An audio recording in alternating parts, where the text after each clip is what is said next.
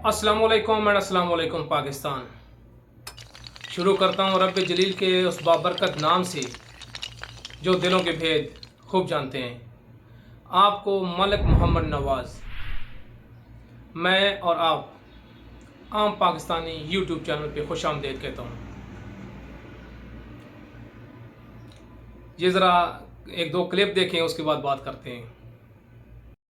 ये बजट नहीं, ये सरासर धोखा और कौम के साथ फ्रॉड है, जिसकी हम भरपूर मजम्मत करते हैं और उसको हम एक्सपोज करेंगे। और पूरी ऑपोजिशन का ये बाकायदा फैसला है, इस बजट के खिलाफ सीधा पिलाई हुई दीवार बन जाएंगे, इसको पास नहीं होने देंगे। नाम स्पीकर। शुक्रिया जनाबे स्पीकर। और मैं चैलेंज करता हूं अपोजिशन को कि यहां बैठ के आज मेरी तकरीर सुने। मैं चैलेंज करता हूं अपोजिशन लीडर को और बिलावल भुट्टो को कि अगर जुर्रत है तो मेरी तकरीर सुन के जाओ, अगर बुज़दिल नहीं हो तो बैठो अपनी जगह पे और मेरी तकरीर सुन के जाओ। अगर सच सुनने की हिम्मत है तो मेरी तकरीर सुन के जाओ।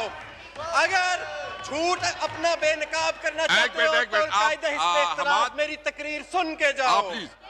प्लीज बैठ। अगर हिम्मत है तो बैठो और मेरी तकरीर सुन के जाओ। आप और वो चले गए और वो बैठा हुआ है बिलावल, और वो चला गया और वो चला गया।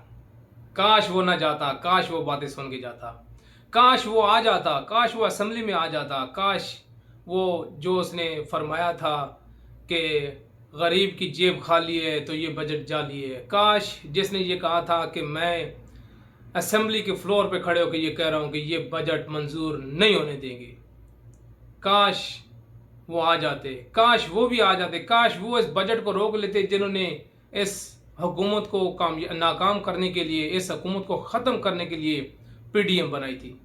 काश ऐसा होता कि गरीब का कोई मदावा होता।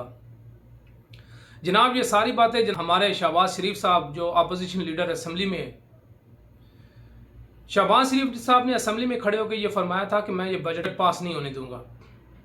सिर्फ शहबाज शरीफ साहब ने नहीं, उनकी पार्टी के बहुत सारे मेंबरान ने ये फरमाया था कि ये बजट जाली है, ये बजट अवाम के साथ धोखा है, ये बजट अवाम के ऊपर बेजा टैक्सेस का एक अंबार है, बेजा टैक्सेस का एक सैलाब है, इसलिए हम गरीब अवाम के ऊपर ये बोझ नहीं डालेंगे।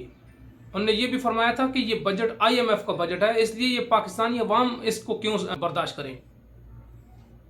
दूसरी तरफ जिस दिन बजट में पास होना होता है, बजट के लिए वोटिंग होती है, उस दिन अफसोस के शहबाज शरीफ साहब अपोजिशन लीडर असेंबली में तशरीफ ही नहीं लाते और साथ में अपने 14 अरकान को भी असेंबली में न आने की तलकीन करते हैं।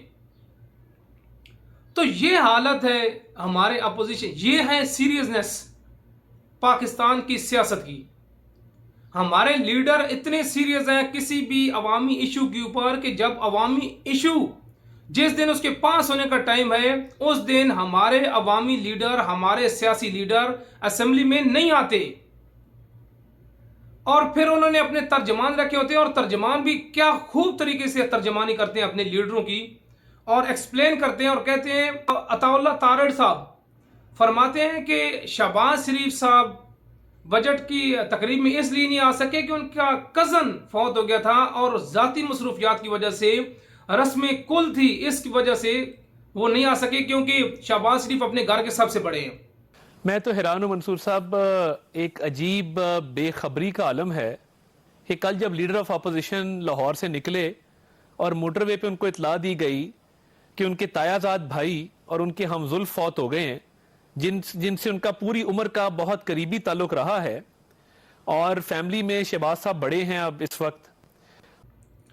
इसी तरह का बयान तलाल चौधरी साहब देते हैं और मरियम औरंगजेब साहबा तो वन एंड ओनली, अल्लाह पाक उनको खुश रखे, और वो ट्वीट करती हैं। ये दोनों साइडों पे जो ट्वीट मरियम औरंगजेब साहबा के, ये दोनों साइडों पे जो ट्वीट चल रहे हैं, एक साइड भी अंग्रेजी एक साइड भी उर्दू, मरियम औरंगजेब साहबा ने ये ट्वीट किए हैं शहबाज शरीफ की ना आने के ऊपर। उन्होंने एक्सप्लेनेशन दी है।